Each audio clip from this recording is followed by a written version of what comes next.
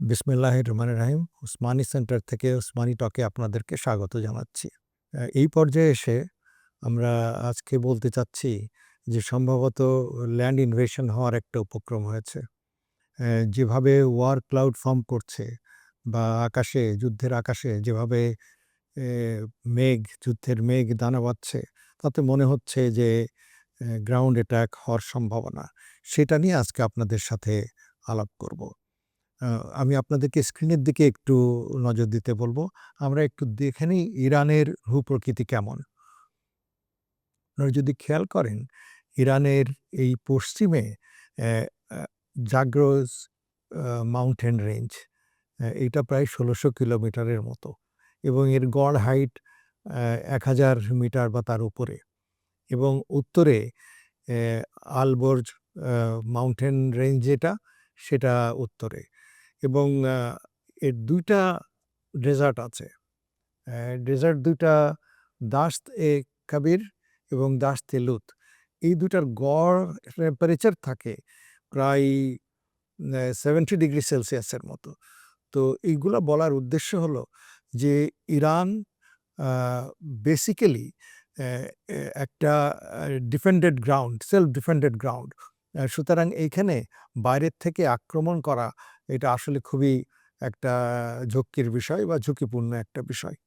এইগুলার উপরেও land invasion হলে কোথায় হতে পারে, কি জন্যে হতে পারে সেগুলা নিয়ে আজকে একটু আপনাদের সাথে আলাপ করব। আর এটা হরমুজ আপনাদেরকে আগেই আমরা বলেছি হরমুজ প্রণালী সম্পর্কে। এখন আমাদের স্টাডি অনুযায়ী, আমাদের চিন্তাভাবনা এবং যেটা শোনা যাচ্ছে আলোচনা, এটা অনুযায়ী ২ টা জায়গায় আক্রমণ হতে পারে। একটা হলো ক্রাগ আইল্যান্ড, এই সম্পর্কে বলছি একটু পরে। আরেকটা হলো হরমুজ। হরমুজ সম্পর্কে আমি যেটা বললাম আগেও আপনাদেরকে বলেছি। আচ্ছা, ক্রাগ আইল্যান্ডটা কি? সেটা হলো ও ইরানের কোস্টলাইন থেকে পশ্চিমে ৩০ কিলোমিটারের মতো দূরে এটা এবং এটা একটা ২০ কিলোমিটার স্কয়ারের একটা ছোট্ট আইল্যান্ড। এখান থেকে ইরানের প্রায় ৯০% এনার্জি এই আইল্যান্ড থেকে এক্সপোর্ট করা হয়। আর এই আইল্যান্ডে মোটামুটি ২,০০০ এর মতো তাদের সিকিউরিটি ফোর্স থাকে এবং সব অন্যান্য লোকজন মিলায় ৮,০০০ এর মতো একটা জনবসতি এলাকার। আর এখানে একটা ল্যান্ডিং স্ট্রিপ মানে প্লেন উঠানামা করতে পারে, এরকম একটা ল্যান্ডিং স্ট্রিপ আছে। এটা আপনারা এখানে দেখতে পাচ্ছেন আইল্যান্ডটাকে। আর এটা মোটামুটি অ্যা হরমুজ থেকে প্রায় ৭০০ কিলোমিটার দূরে অবস্থিত। এখন আমরা দেখি রাশিয়া এবং চায়নার ইন্টারেস্ট কি? আমরা সবসময় শুনি রাশিয়া এবং চায়না ইরানের পাশে দাঁড়াবে, পাশে থাকবে। এই ল্যান্ড ইনভেশনকে সামনে করে সেটাও আমরা একটু ঝালাই করে নিই। রাশিয়ার থেকে এই যে ইকোনমিক করিডোর আছে বা তাদের তেল বা এনার্জি নিয়ে, এটা যেহেতু রাশিয়া, আপনারা জানেন কিছুদিন আগে ২০২২ সালে তাদের গ্যাস যাওয়ার যে এনার্জি যাওয়ার নর্ড স্ট্রিম ২ যেটা ছিল সেটা ধ্বংস করে দেয়া হয়েছে এবং সে ও ইউরোপে স্যাংশনের কারণে রাশিয়া এখন চায় যে তারা সরাসরি ওভারল্যান্ড ইন্ডিয়ান সাগরে চলে আসবে এবং তারা আসছে এটা ইরানের বন্ধুরাষ্ট্র ইরানের ভেতর দিয়ে। এই যে ৩ টা করিডোর দেখা যাচ্ছে পূর্ব, সেন্ট্রাল এবং পশ্চিম, এই ৩ টা করিডোরের ভেতর দিয়ে ইরানের পোর্ট হয়ে ইন্ডিয়ান সাগরে তারা আসছে। সুতরাং এটা একটা ইরান একটা স্ট্র্যাটেজিক একটা বন্ধুরাষ্ট্র তাদের জন্যে। এবার চায়নাতে দেখি। চায়নাকে আমরা জানি আমেরিকা যে পিভটিং এশিয়ার নামে ইন্দো প্যাসিফিকের যে স্ট্র্যাটেজি তারা ডেভেলপ করে, the idea is to contain, মানে চায়নাকে বেঁধে রাখা, ধরে রাখা। চায়না যেন ইস্ট বা সাউথ চায়না সি দিয়ে মালাক্কা স্ট্রেইট দিয়ে যেন যদি ক্রাইসিস হয়, তাকে যেন আটকে রাখা যায়, তাকে যেন তার বিজনেস, তার এনার্জি যেন এই পথে যাতায়াত করতে না পারে। এইটার থেকে বেরিয়ে আসার জন্যে ২০১৩ সালে Xi Jinping belt and road initiative প্রবর্তন করেন। তার মানে ওই কন্টেইনমেন্ট থেকে বের হয়ে আসা। সেই বের হয়ে আসার একটা আ অনেকগুলা পদ্ধতির ভেতরে একটা হলো এই পশ্চিম এশিয়াতে ইরান একটা সেই বেল্ট অ্যান্ড রোড ইনিশিয়েটিভের একটা হাব হিসাবে কাজ করছে এবং আ চায়না আ ইরানের ভেতর দিয়ে তারা ইন্ডিয়ান ওশানে তাদের এনার্জি করিডোর নিয়ে আসছে এবং এইটা হলো সম্ভাব্য নেক্সট এনার্জি করিডোর বা ইকোনমিক করিডোর যেটা আসবে সেটা হলো আফগানিস্তানের ভেতর দিয়ে এটা ইরানের ভেতর দিয়ে এটা আরব সাগরে আসবে। তো সুতরাং আমরা দেখতে পাচ্ছি বোথ চায়না এবং রাশিয়ার এটা একটা জিও স্ট্র্যাটেজিক অ্যান্ড জিও ইকোনমিক্সের একটা গভীর একটা ইন্টারেস্ট এখানে জড়িত আছে। তো সুতরাং আপনারা বুঝতে পারবেন ইরানের এই দুর্দিনে অবশ্যই চায়না এবং রাশিয়া তাদের পাশে দাঁড়াবে। তবে কতটা পাশে দাঁড়াবে এইটা একটু আমরা পর্যালোচনা করি। চায়নার পলিটিক্যাল ফিলোসফিটা বোঝা এই জন্যে খুবই দরকার। চায়না ৭৮ সালে দেং জিয়াওপিং যখন আসলেন এবং উনি ওনার এই যে পলিটিক্যাল ফিলসফি উনি এটা দিলেন, যার জন্যে চায়না সেই গরিব রাষ্ট্র থেকে আজকে পৃথিবীর অন্যতম ধনী এবং শক্তিশালী রাষ্ট্রে পরিণত হয়েছে। আমরা দেখে নিই সেই পলিটিক্যাল ফিলসফির গাইডেন্সটা কী ছিল। বলতে চাচ্ছেন উন্নয়নকে সংযত দৃষ্টিতে পর্যবেক্ষণ করা, মানে অবজার্ভ ডেভেলপমেন্ট সোবারলি। আর চ্যালেঞ্জের মুখোমুখি হও শান্তভাবে, নিজের অবস্থান বজায় রাখো, নিজের সক্ষমতা আড়াল করো, সময়ের অপেক্ষায় থাকো, উচ্চাকাঙ্ক্ষা থেকে মুক্ত থাকো, কখনো নেতৃত্বের দাবি করো না। নেতৃত্বের দাবি করা মানে একটা ইগোইজমের ভেতরে চলে যাওয়া, ওইটার থেকে দূরে থাকা। সেই ফিলসফির আইডিয়াটা ছিল যদি চায়না ভবিষ্যতে ওই পর্যায়ে পৌঁছে যায় যেখানে সে ইকোনমিক্যালি মিলিটারিলি সে স্ট্রংগেস্ট হয়ে যায়, তখন অটোমেটিক্যালি তার উপরে লিডারশিপ চলে আসবে। এখন দেখা যাক এই ফিলসফি নিয়ে চায়না ইরানকে কতটা সহায়তা করতে পারে। আসলেই কি ইরানকে এরকম কি সহায়তা করবে যেখানে চায়না নিজেই বিপদে পড়ে যাবে? আমরা সেটা পর্যালোচনা করব পর্যায়ক্রমে। এখন দেখা যাক রাশিয়ার সিচুয়েশনটা কি। রাশিয়া ইতিমধ্যে ইউক্রেন যুদ্ধে জড়িয়ে আছে গত ৪ বছর, এটা আপনারা জানেন। তার অর্থনীতি চ্যালেঞ্জের মুখে এবং পৃথিবীতে সর্বোচ্চ নিষেধাজ্ঞার ভেতরে তারা আছে এবং এই যুদ্ধে তারা যদি সরাসরি ইরানকে হস্তক্ষেপ করে, এই যুদ্ধে সরাসরি ইরানেরকে সাপোর্ট করে, তাহলে এমন হতে পারে যে যুক্তরাষ্ট্র এবং তাদের মিত্র তাদের সাথে একটা বড় সংঘাতে জড়িয়ে পড়তে পারে বা তাদেরকে উস্কে দিতে পারে। এইটার ভেতরে আসলে রাশিয়া কতটুকু যাবে সেটাও বোঝার বিষয় আছে। আর রাশিয়া অবশ্যই তার জাতীয় স্বার্থ দেখভাল করবে। এখন জাতীয় স্বার্থটা কি? আমি মনে করি এই সুযোগে ইউক্রেন যুদ্ধে তারা ফায়দা হাসিল করতে চাইবে, যেহেতু আমেরিকা এবং তাদের ন্যাটো অ্যালাইরা যারা আছে তারা ইরানে এখন ব্যস্ত আছে। সুতরাং এই একটা ফায়দা সে নেয়ার চেষ্টা করবে। আর তাছাড়া আমরা শুনতে পাচ্ছি আমেরিকা তার উপর থেকে স্যাংশন তুলে নেয়ার কথা বলেছে।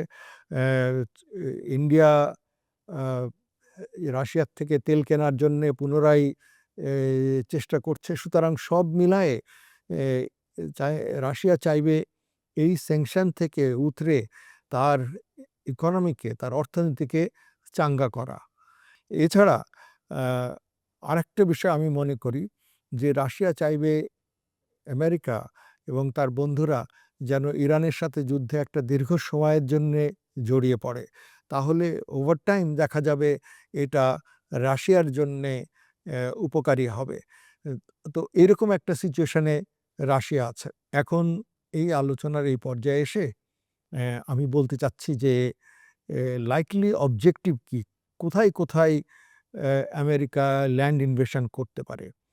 ল্যান্ড ইনভেশন করতে পারার আমি শুরুতে যেটা বলেছিলাম একটা ওয়ার ক্লাউড দেখা যাচ্ছে।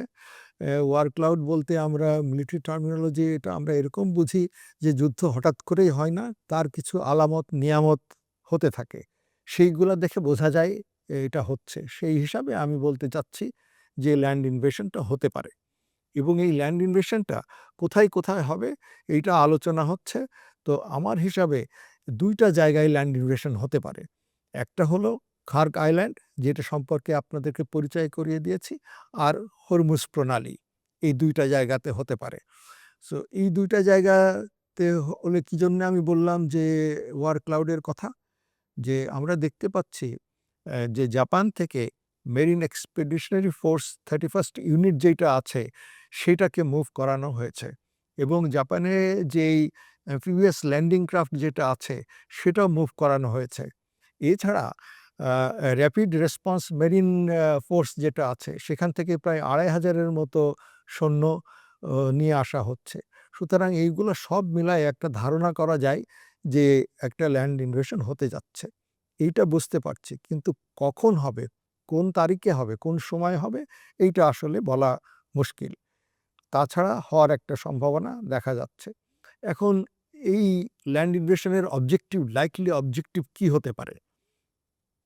মিলিটারি অবজেক্টিভগুলা যেটা বললাম, খার্ক আইল্যান্ড এবং যেখানে তারা এয়ার ড্রপ বা এয়ার ল্যান্ড অপারেশনের মাধ্যমে এটা করতে পারে। উপর থেকে প্যারাসুটের মাধ্যমে ড্রপ করতে পারে এখানে, অথবা লো হাইটে হেলিকপ্টার নিয়ে আসে ল্যান্ডিং করিয়ে সেখান থেকে ফোর্স এটা অকুপাই করতে পারে। এটা ট্যাকটিক্যাল সিচুয়েশনের উপরে, গ্রাউন্ডের সিচুয়েশনের উপরে নির্ভর করে এটা করা হয়। আর এর পরের অবজেক্টিভটা হবে এই হরমুজ প্রণালী এটা দখল করা, মানে এইটা যে হোম ব্যাংক অফ ইরান, ইরানের এই ব্যাংকটা দখল করে নেয়া, দখল করে O3 লাইন পর্যন্ত বিস্তৃত করা। O3 লাইন হলো সেই লাইন যেই পর্যন্ত, এটা একটা মিলিটারি টার্মিনোলজি, এই পর্যন্ত দখল করা যেন হরমুজের উপরে আনইন্টারাপ্টেড যেই ভেসেলগুলা যাবে সেগুলা যেতে পারে, ইরান যেন কোনো রকম ইন্টারফেয়ার করতে না পারে, অতটা পর্যন্ত দখল করা। এই পর্যায়ে এসে আমি মনে করি যে ইরান আসলে গ্রাউন্ড ইনভেশন বলতে, আমেরিকা ইরানে গ্রাউন্ড ইনভেশন বলতে যেভাবে ইরাকে গিয়েছিল এরকম আমেরিকা যাবে না। যেটা আমি তাদের ডিফেন্স পোটেনশিয়াল বললাম সেই কারণে যাবে না। শুধুমাত্র এই ২টা জায়গাতেই এই তারা ইনভেশন করতে পারে বলে আমি মনে করি। এখন এটার মিলিটারি এন্ড স্টেট কি হতে পারে? মিলিটারিলি তারা কি দেখতে চাচ্ছে? assume control of Khark Island, at the same time assume control of Hormuz Strait. এটা যদি করে তাহলে পলিটিক্যাল এন্ড স্টেট আমেরিকা কি দেখতে চাচ্ছে? পলিটিক্যালি তারা কি চাচ্ছে এটা? তারা চাচ্ছে ইরান স্ট্র্যাটেজিক্যালি ইররিলেভেন্ট যেন হয়ে যায়। কেমন করে ইররিলেভেন্ট হবে? হরমুজ এমন একটা কৌশলগত জিনিস যেটার কন্ট্রোল নিয়ে ইরান স্ট্র্যাটেজিক্যালি সবার উপর খবরদারি করছে। এইটাই যদি ইরানের হাতছাড়া হয়ে যায় তাহলে ইরানের স্ট্র্যাটেজিকভাবে ইরান আর রেলেভেন্ট থাকে না, ইরানের আর কোনো তেমন গুরুত্বই থাকে না। তো সেটা করা। আর ইকোনমিক্যালি ইরানকে কমপ্লিট ক্রিপল করে দেয়া। কিভাবে? এই যে খার্ক আইল্যান্ড আছে এখান থেকে প্রায়, যে আগেই বলেছি যে ৯০% মতো ইরানের এনার্জি এক্সপোর্ট হয়। এইটা যদি বন্ধ হয়ে যায় তাহলে ইরান ইকোনমিক্যালি ক্রিপলড হয়ে যাবে। তখন দেখা যাবে ইরানের ইম্পোর্ট বন্ধ হয়ে গেছে, খাদ্যদ্রব্য ইম্পোর্টের পয়সা দিতে পারছে না, তাদের লোকজনকে বেতন ভাতা দিতে পারছে না। এর ভেতরে মানুষের ভেতরে আরও অশান্তি এই যুদ্ধের পাশাপাশি বেড়ে যাবে। সুতরাং সেটাও একটা উদ্দেশ্য। আর ফাইনালি ইউএস এর dominance over the Gulf energy, এই পুরা যেই গালফের এনার্জি এইটার উপরে ইউএসের একটা কর্তৃত্ব প্রতিষ্ঠা করা, সেটা। ফাইনালি আমরা এরকম দেখতে পারি একটা পর্যায়ে এসে আমেরিকা এই দায়িত্ব মিলিটারির উপর থেকে তাদের সরিয়ে নিয়ে তাদের যে প্রাইভেট সিকিউরিটি কোম্পানিজ আছে পৃথিবীতে বিভিন্ন জায়গায় তারা যেটা ডিপ্লয় করে তারা এরকমভাবে ডিপ্লয় করতে পারে।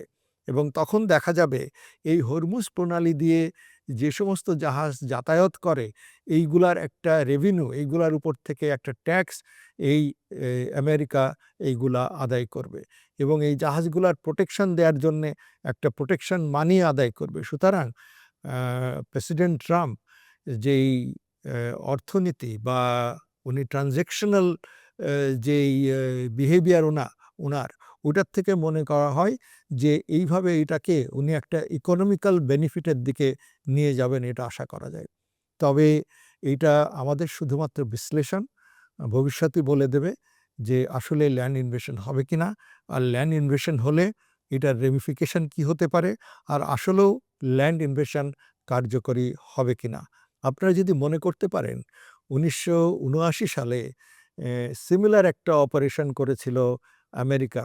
তাদের যেই হোস্টেস ছিল এম্বাসিতে, আমেরিকান এম্বাসিতে তেহরানে তাদেরকে রেস্কিউ করার জন্যে।